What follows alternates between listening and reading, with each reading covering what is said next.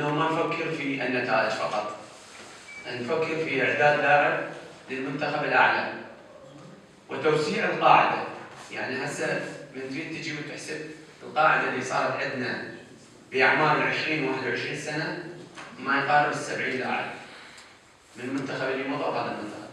فهذه قاعده راح تخدم الكره العراقيه ل 20 سنه قادمه. فاتمنى من الجميع بغض النظر احنا طموحنا عالي.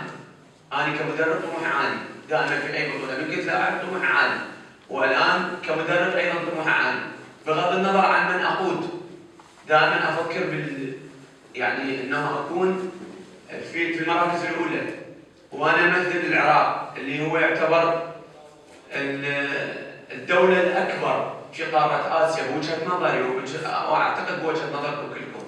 العراق هو الدوله الافضل والاكبر والاحسن في قاره اسيا، وكل ما يكون عندنا هذا الطموح داخلنا نعمل من اجله شلون نكون ابطال للبطوله.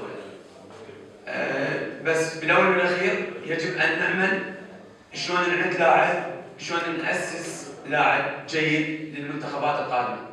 فخلوا طموحنا عالي باذن الله، ولا نحمل اللاعبين اكثر من طاقته وهو راح يدخل بالبطوله. شكرا جزيلا.